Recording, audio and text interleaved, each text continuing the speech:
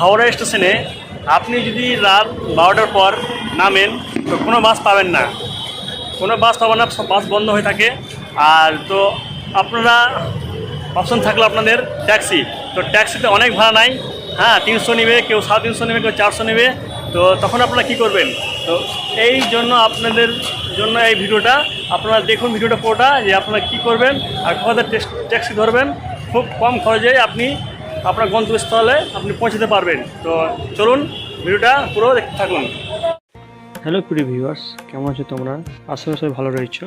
কৃষ্ণগঞ্জ ব্লগে অনেক অনেক শুভেচ্ছা রইল। আর আজকে আমি আপনাদের দেখাবো যে খুব কম খরচে আপনারা কীভাবে আপনাদের গন্তব্যস্থলে পৌঁছে যাবেন। তো আপনাদের বলি যে কলকাতায় যে কোনো কারণে আসেন না কেন আপনারা, তো আপনারা যে কোনো জায়গায় যান না কেন, খুব কম খরচে আপনারা সেই জায়গায় পৌঁছতে পারবেন। তো আমি আপনাদের বলি যে যদি আপনারা স্টেশনের বাইরে ট্যাক্সি ধরেন তো ট্যাক্সির মূল্য অনেক টাকা নেবে।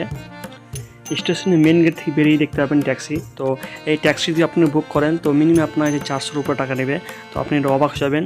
তো আমি বলি যে আপনারা খুব কম খরচে আপনারা যে কোনো কলকাতার গন্তব্যস্থলে পৌঁছে যাবেন। তো আপনাদের সেই জায়গায় আপনাদের এখন নিয়ে যাব যে কোন জায়গায় আপনারা সেই ট্যাক্সি ধরবেন। তো সেই ট্যাক্সি নাম হচ্ছে সারেল ট্যাক্সি। তো এই দেখতে পাচ্ছেন এটা মেন গেট কলকাতার, হাওড়া স্টেশনের। তো দেখতে পাচ্ছেন যে আপনারা হাওড়া স্টেশনের বানে যাবেন, যে না হাওড়া ব্রিজের ঠিক নিচের সাইডে সেই ট্যাক্সি পাওয়া যায়। তো চলুন আপনাদের নিয়ে যাচ্ছি। আপনাদের বলি যে রাত 11টার পর মিনিমাম সব বাসই বন্ধ হয়ে যায়। তো বাস বন্ধ হয়ে যাওয়ার মানে হচ্ছে কোনো বাস থাকে না, তো ট্যাক্সি একমাত্র চলে কলকাতাতে। তো আপনারা ট্যাক্সি ধরেই আপনারা যেতে হবে।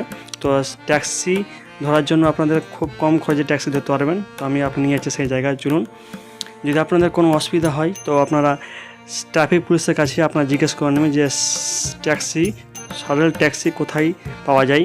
তো আপনাদের ট্রাফিক পুলিশে আপনাদের সঠিক ইনফরমেশন দিবে, যাকে তাকে আপনারা কেউ জিজ্ঞেস করেন না। সো এই ব্যাপারে সবাই জানে না, তো তাই জন্য বলি যে আপনার ট্রাফিক পুলিশের কাছে আপনারা জিজ্ঞাসা করবেন।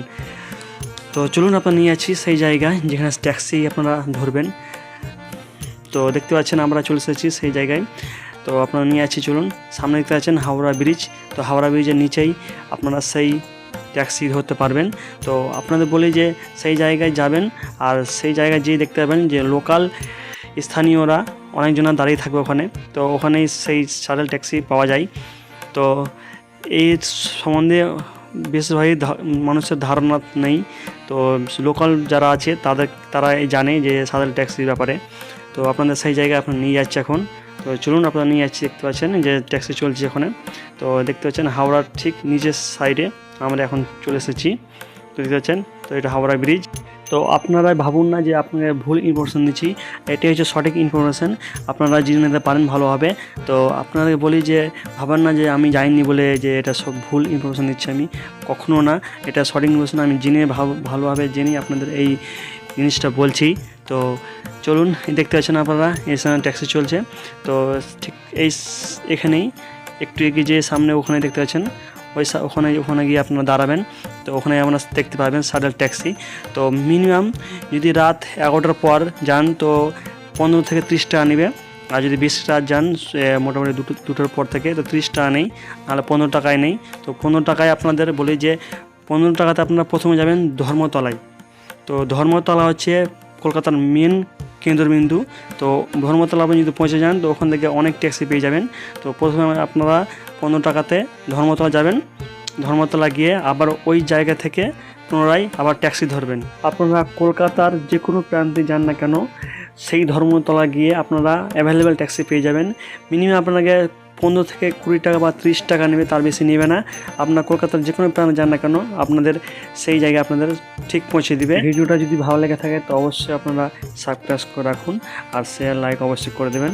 তো এই ভিডিওটা দেখার জন্য অনেক অনেক ধন্যবাদ।